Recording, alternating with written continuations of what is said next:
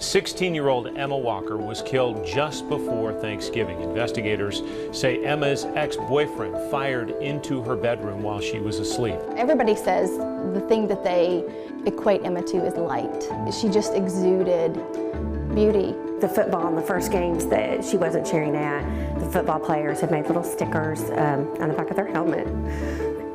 And the first game they had put off purple balloons, and just in her memory. Did you read your verdict? Yes, we did. What is your verdict? Guilty.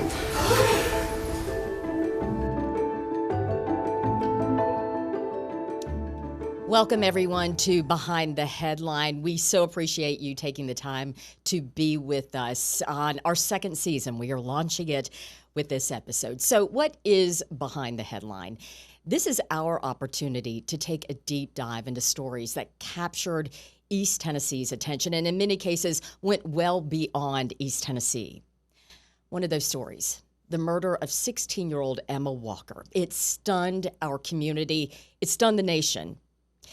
In 2016, that Knoxville Central High School cheerleader was killed by her boyfriend, Riley Gall. He was actually outside of her bedroom one night, fired into the house, into her bedroom, and killed her as she slept in her bed.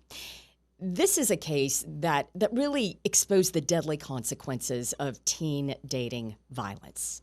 So in this episode of Behind the Headline, we are going behind the headline. We are going behind the video. We are going behind the interviews, and we are talking to the journalist who brought you this story. Emma, once again, found shot to death in her bed on November 21st, 2016. And within hours, Riley Gall, her boyfriend, the prime suspect. Here is one of our first stories in the days following her murder. Tonight, there is a growing memorial to Emma Walker at the Central High School football field where she cheered. This as police investigate her murder earlier this week. Good evening. Thanks for watching. I'm Robin Wilhoit. And I'm John Becker. Walker was found shot to death late Monday night at her parents' home in North Knox County. Now, as WBIR 10 News reporter Michael Crow tells us, her apparent boyfriend is facing charges in her death. Michael? William Riley Gall was arrested last night. He is charged with first-degree murder in this case, but tonight, those that knew Emma Walker are focused instead on her memory. Just hours before police led William Riley Gall into the Knox County Jail in handcuffs, friends and family of cheerleader Emma Walker gathered at the football field where she used to perform to honor her. Wednesday, tributes from that service remained. Flowers, candles, and kind words. Miss her. Ashley Beats says she knew Emma well. She was nice. She was sweet. It's why she felt compelled to come here, bringing balloons. Love you, Emma. I just want to bring something to say I love you, Emma. But as Emma's family mourns, many questions about her death remain. Sheriff's Office investigators believe on Monday, Gall stood outside the Walker home and shot where her bed was located. Before his arrest, he tweeted, "I love you, Emma. I can't be around any of that yet. It's too soon. I know you know I'm dying to be there, but understand I can't. I love you." As to a possible motive, no one can be sure yet. But one thing is certain. Emma will be missed. Tributes and donations have poured in online. Central High Principal Michael Reynolds said in a statement that she was a wonderful young lady, cheerleader and honor student with a promising future, whose life had been cut too short too soon. A thought Ashley knows all too well. She wasn't really supposed to die. She was too young, I guess. Now, detectives say they had Gall under surveillance because they believed he was preparing to destroy evidence related to the homicide. He is currently in jail on a $750,000 bond. He's scheduled for his first court appearance on December 2nd. And that was former WBIR reporter Michael Crow. He was just one of the WBIR journalists at that time who covered this story extensively. Joining me now, two former WBIR reporters who were very much a part in our coverage of this, Leslie Ackerson and Shannon Smith. It's so good to see you, my friends. Thank you for having us, Robin. Thanks for letting us be here. It has been a while. I feel like I should tell everybody this is where our cameras used to be stored. This, I must admit, this is definitely an upgrade. Our last season, we started in our weather streaming, then we went to the studio, and now an official podcast. It's very nice. It's very different from when you guys were here, right? Yes. All right. Many years. With that, let's turn back the clock to November 21st, 2016. how did you guys first hear about this story? What were the first things that started coming out that this is not your average, everyday, respectfully, murder? Well, it was a couple of days before Thanksgiving. So I think it was kind of that holiday week where news is a little weird, a little slow. And we started getting some tips in that a student had died at Central High School. And initially, I think everyone thought it had been a suicide. And we really proceed carefully anytime a child, a teen, anyone has been killed like that. And we weren't getting any confirmation from police. We weren't getting a lot of information. And so we were really hesitant to go forward on anything. And I think all the other news stations and any sort of media outlets were the same way. I don't think it was until the second day, a day after she'd been killed, that police formally released anything that, yes, someone has died.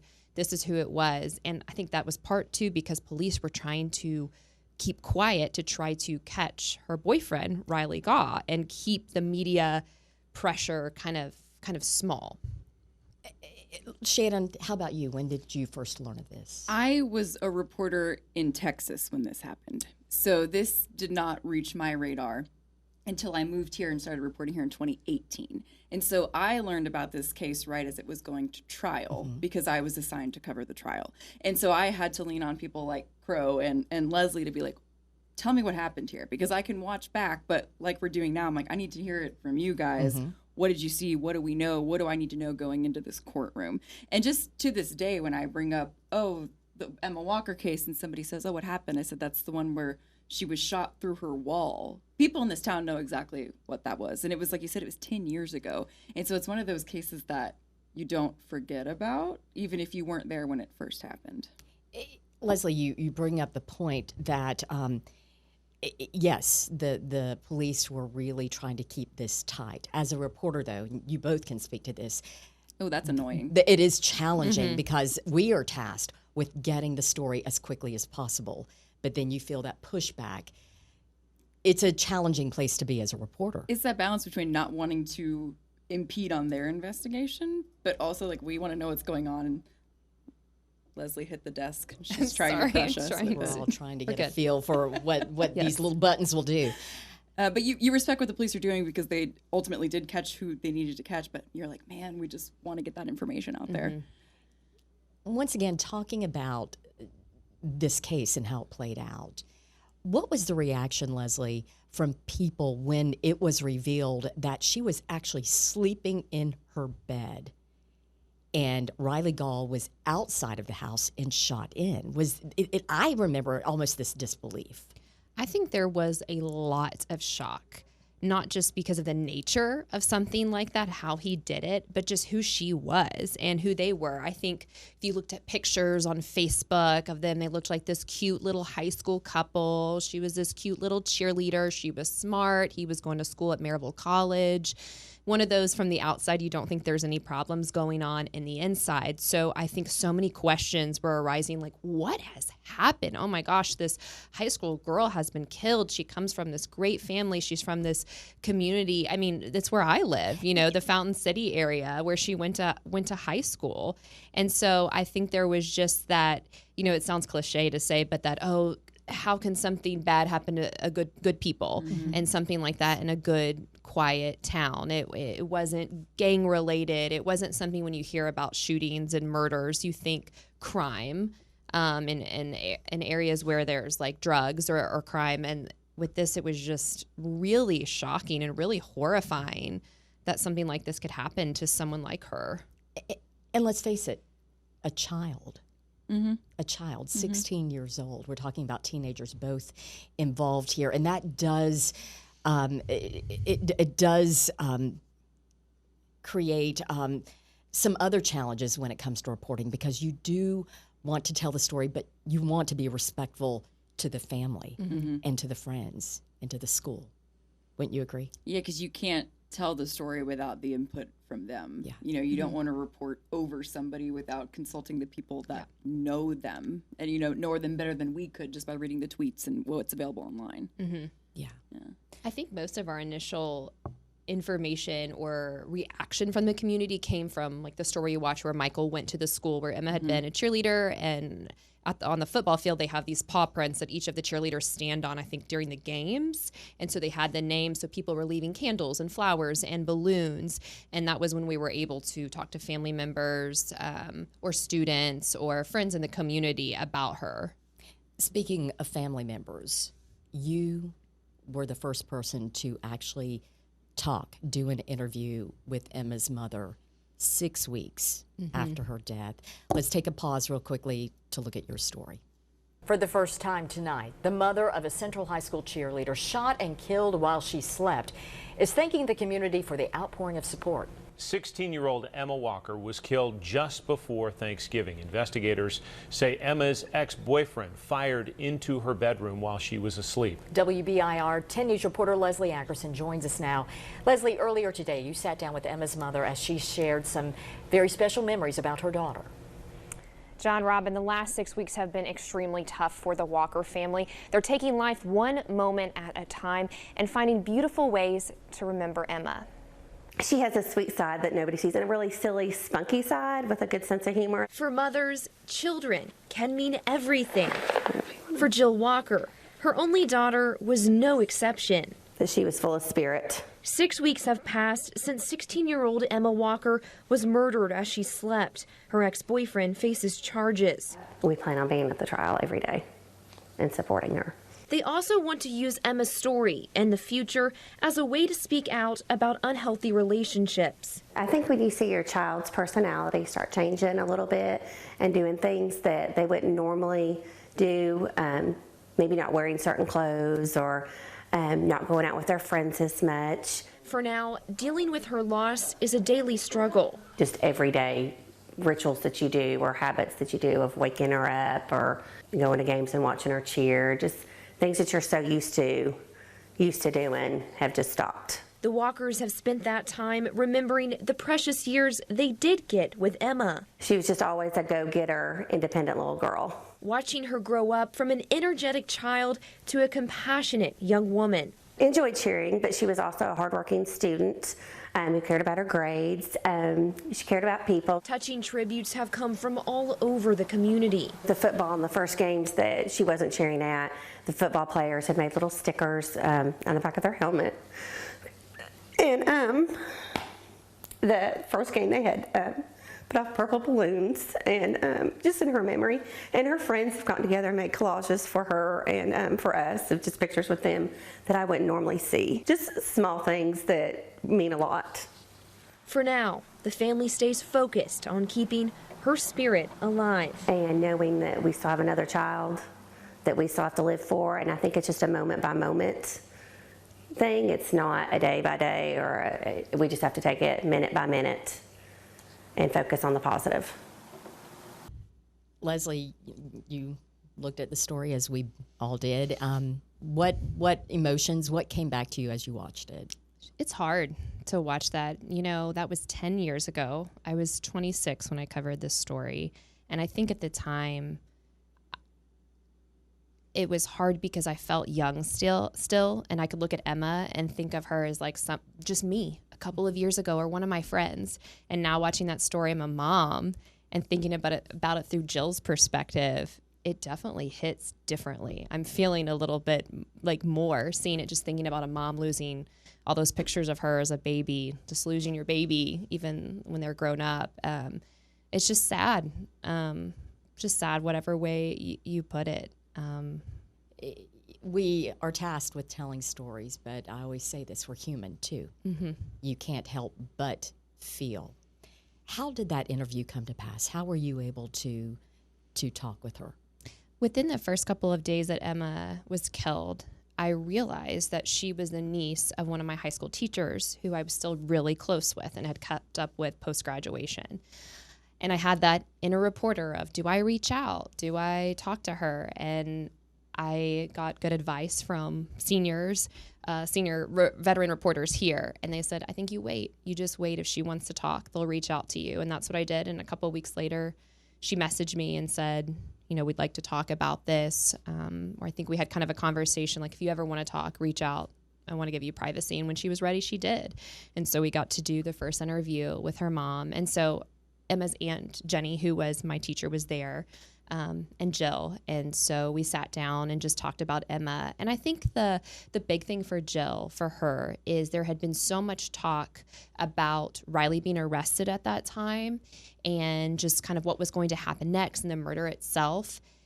But we needed to hear more about Emma other than like the headline Emma. It was very important that she wasn't just this slain cheerleader, because that was the headline going around. And Jill, as you heard her in the story, she was so much more than a cheerleader. She had good grades. She wanted to be a NICU nurse, all of these things. And it was very important to her that that part of Emma was out as well, who she was in the heart, not just what kind of was the image that was seen. And you'll see that over big national headlines now. That's the fancier title, was this slain cheerleader. And she thought it was important that she talked about bad relationships and that looking for those signs and the importance of recognizing the domestic violence that can be happening in teens.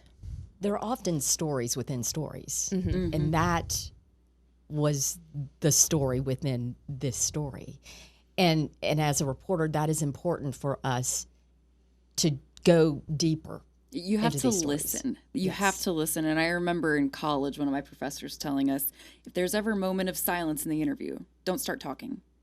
The person you're interviewing may need this more than you think. For a lot of these people, we're not forcing them to talk to us. For many people, it's cathartic. I can tell you many stories where I've talked to victims' parents who needed to be able to talk about their child to somebody who was willing to listen.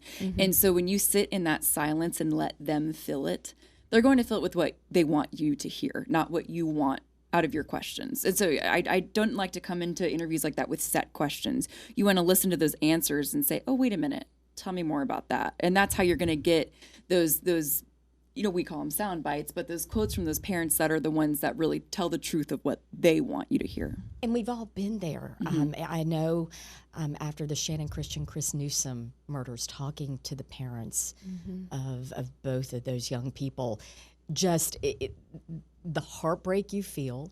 But yes, I'm a reporter. I must take this opportunity to listen and to tell their stories, let them tell the stories of their loved ones. And I know you've experienced it. Yeah, and every person, and I think it's so important when you think about these murder stories, grieves differently.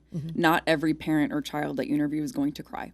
Some of them are going to come across very strong. And it's really just where are they in their process of dealing with this? How do they want to present everything? And so you just really can't judge somebody's situation by the interview they give you. You just have to work with what you have.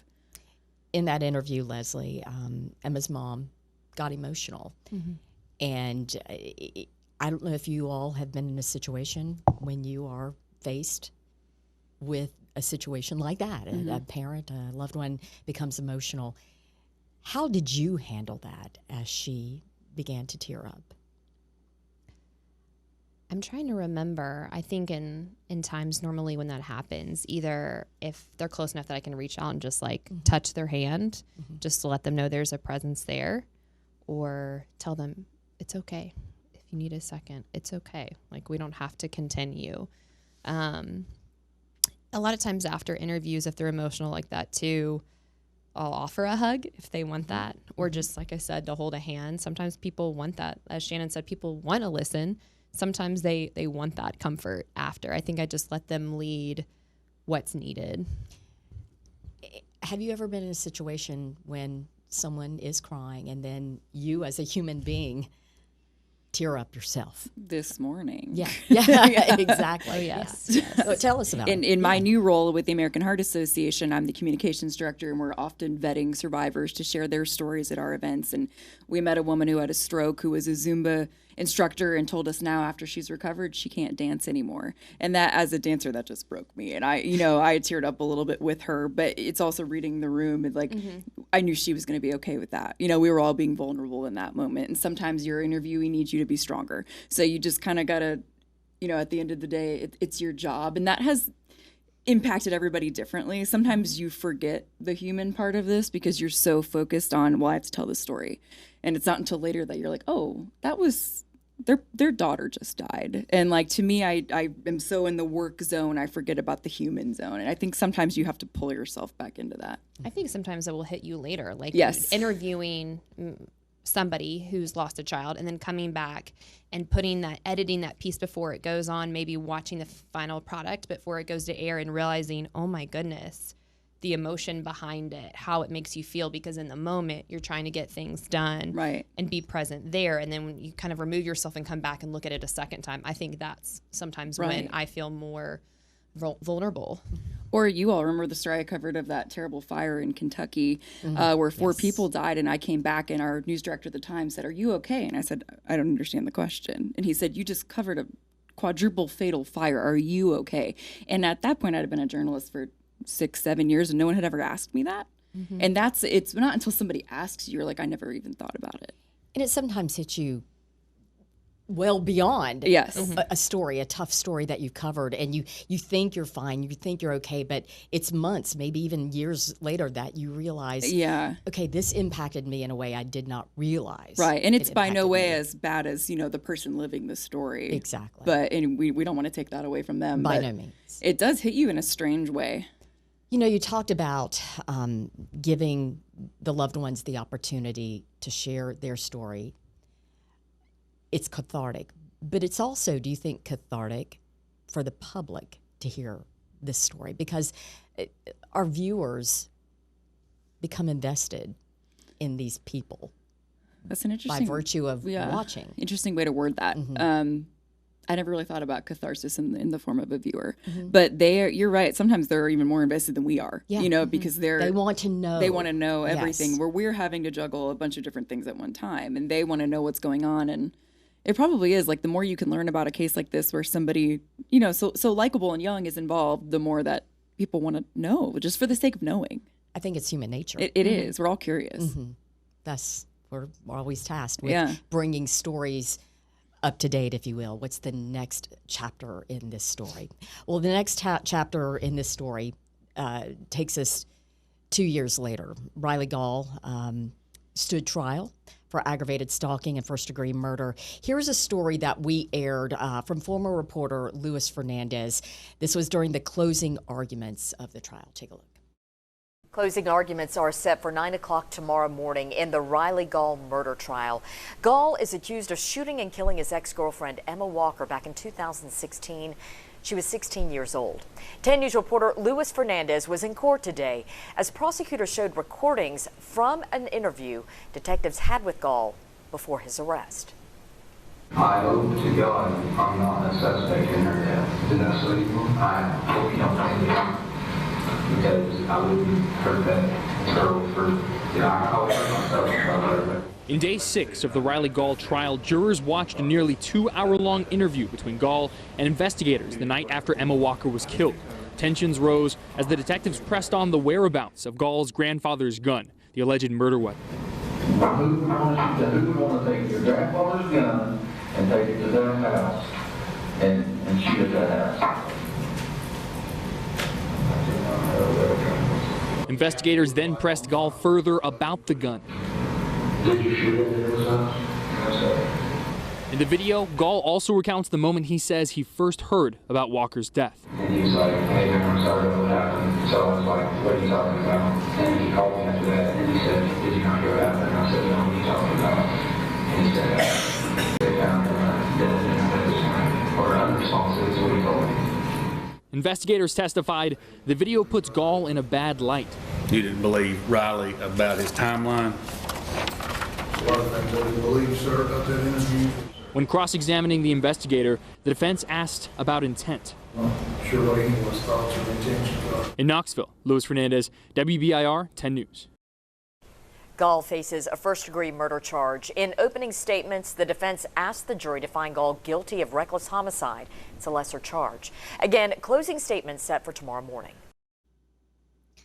So that was 2 years after Emma's murder, but Riley Gall, as we mentioned earlier, he was prime suspect hours after the shooting. And it didn't take long to get him in custody. I mean, hours, right? Well, I don't know if it was hours. It may have been a couple days.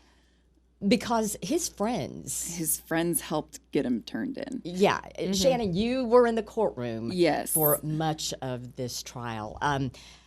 First and foremost, just give us a broad view. What was that experience like, given what we know in the lead up? So just like Leslie was 26 when she covered the story, I was 25 in this trial. And there were three of us, Luis Fernandez, who we just heard, Yvonne Thomas, me, and I think John North was part of the coverage of this relatively short trial in the terms of murder trials. I think it was maybe a week and a half. We have to look at those dates. And it was packed every day. Law and Crime Network was there streaming the whole thing. I was next to their camera person. The families are there. There were several points where, Emma's family is there and they're having to listen to the 911 calls. They're having to see the crime scene photos. They're having to look at the man accused of her murder on the stand, who did not look like he did in the initial photos we had. Yeah, what was his demeanor? It was, so the pictures you see of him when he's a high school, Maryville college football player, he looks young, he looks thin, he looks athletic. By the time he gets to trial, he's much bigger and he almost looks more imposing. And I just remember thinking like that can't be good for him in this, because he looks more threatening maybe than he would have in the past pictures. I'm just sitting, I don't know, I'm there just watching all this. And watching different people take the stand, I think I was there for opening arguments, opening statements, and then later, again, the scheduling, we were all over the place with this trial. And just seeing how they painted him as, I'll never forget them saying that he wanted to be her like knight in shining armor. He wanted to scare her with the gunshot that night so that he could be there to make her not scared anymore. And I remember even thinking, sitting there, I'm like, that doesn't make any sense. Like, that sounds like an 18-year-old boy's plan. That was the defense's, that was their the defense's argument is like, oh, he just wanted to make her feel safe by scaring her to then be there to make her feel safe. And obviously that's not what happened. And there's a lot leading up to that where people were seeing him follow her to work, and there were lots of documentations of that. And he was walking up and down her street wearing all black and asking different questions about how to get rid of a gun and stuff like that. In talking with her mother, did she elaborate on any of, at that point, and once again, it's 6 weeks after her shooting, did she talk specifically about the behavior? What did she have to say? I believe Jill said they had the two of them break up, and there had even been a point where I believe Emma's phone had been taken away for a weekend, because even though he was at college and Emma was still in high school, he would pop up. They knew that the relationship was not good, and they were doing the best to separate them and keep Emma away from him. And I believe she was doing that. It was him who kept kind of coming back and intervening. Yeah. And so back to the trial then. Mom, dad, family of Emma's, everybody in there. Yeah, everybody takes the stand. I think one of the first people to take the stand was her mom, as a witness for the prosecution.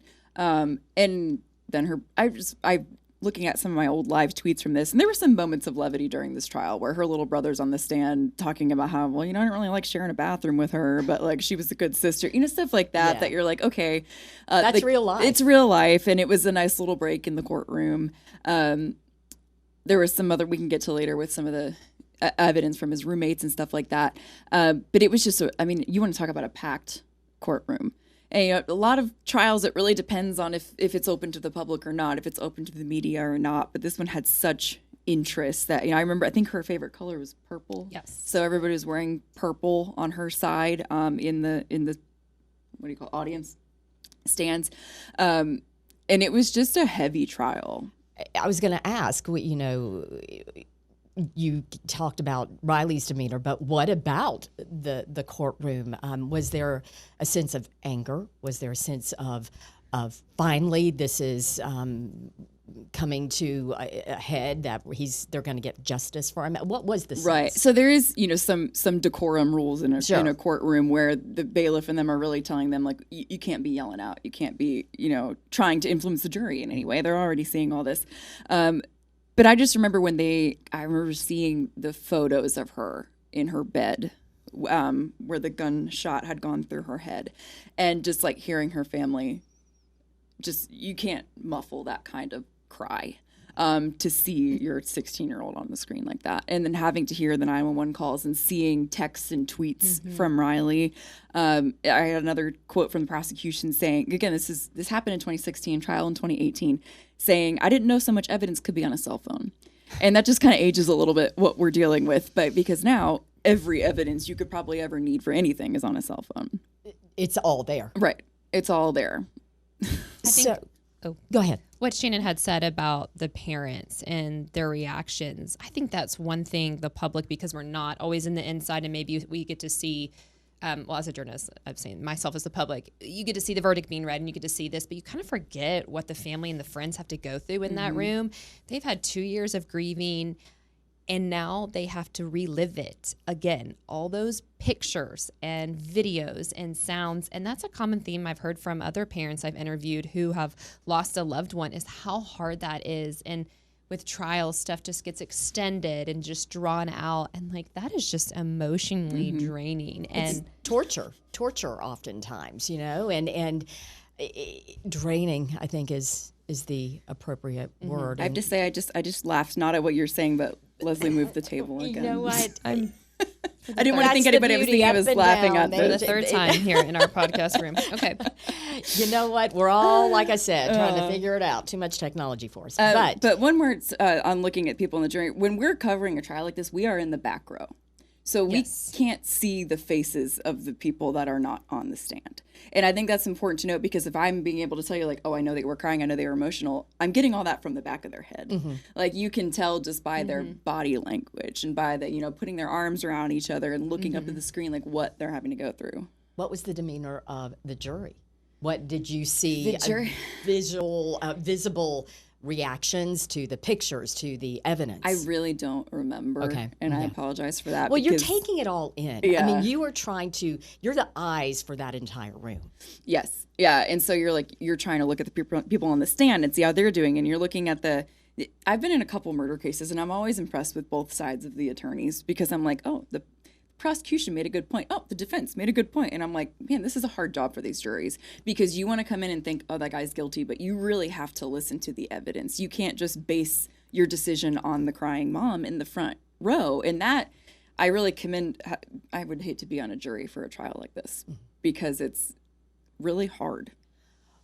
What is also very hard in covering something like this, as you're going to share with us, is not only are you listening, trying to digest it all, prepare for your news cast, the stories, but in the process, you are live tweeting this, and you've pulled up your feed from way back when. Just go through a few of those things that you shared with the public back then. So some of these, I think I started with jury selection, 86 people being brought in for the jury, the 911's calls play. We hear Emma's mother crying on the phone to dispatchers. Her family in court today cries hearing that call. So that's just in jury selection. We haven't even gotten to the trial at this point. Let's see what we have here. The jury's been sworn in. It all happened in the same day. 8 men, 4 women, 2 male alternates. Just kind of looking through all this. Opening statements talking about how Emma's parents did not approve of the relationship. Next day, I have a quote from the prosecution saying Riley Gall was his own kidnapper. Don't remember the full context of that. Also have him saying when Riley was arrested, he had with him not only the murder weapon, he's arrested with a black hoodie, black sweatpants, black shoes, and black duct tape on them, which were all things that people said they saw him walking around in.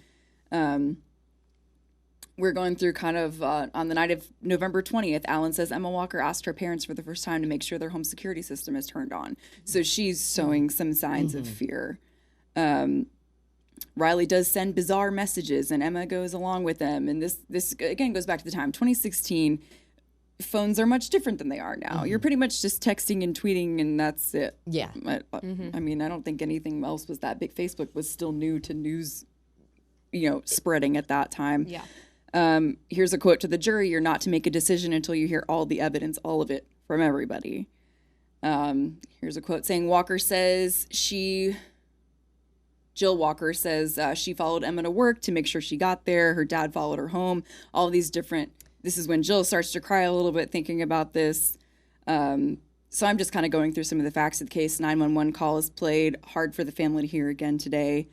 Then we have a lot of witnesses in a court case, which, you only see the family, but you also have like the phone people and the, people from AT&T or whatever that can tell you the phone records, and Knox County Emergency Communications giving you the 911 time. So there's some that are not as exciting, but they're important for evidence. for the case be presented for the jury. Right. And so a lot of those come towards the beginning. So you're listening to those, not quite as exciting people before you get to things like the brother and the family. And I will never forget, this is another kind of funny moment in a moment of not being funny. Riley Gall's roommate from college was on the stand as a witness, and he has a history of being a hunter, knows a lot about guns. And Riley had asked his friends, how do you get thumbprints off a gun? I don't need to know, I'm asking for my roommate. And so they asked his roommate, would you ever asked Riley that? And he goes, no, I know how to do that. And so it was kind of funny. People were like, that was so dumb. But it was so key because, as we mentioned earlier, his friends were very pivotal. It was this case. Two of his friends, not the roommate, two different friends, were suspicious and reached out to police and said, hey, we think he's involved in this. And I think the police wired them. And then they followed them as Riley went to dispose of the weapon. In the friends river. were with him when police intercepted them. Yes, because they were able to track him that way. And they took him into custody. And that was very shortly after the shooting. Well, this all was brought forth during the trial, which lasted about a week, would you say? Yeah, week and a half. I think into maybe, it was no more than 2 weeks. Yeah. Well, here is our coverage when the jury finally reached their decision. Take a look. Charging the defendant with first-degree murder. Did the jury reach a verdict? Yes, we did. What is your verdict? Guilty. That gasp. It makes anyone listening to it gasp. What was the reaction that you can recall from that moment? Well, you just heard it. That, exactly. As far as the jury or any other reaction other than what we heard? The jury's generally instructed to not react. So I don't really remember that. But I remember personally, I have been in the room for 2 separate cases where somebody has been found guilty and given a 51-year life sentence.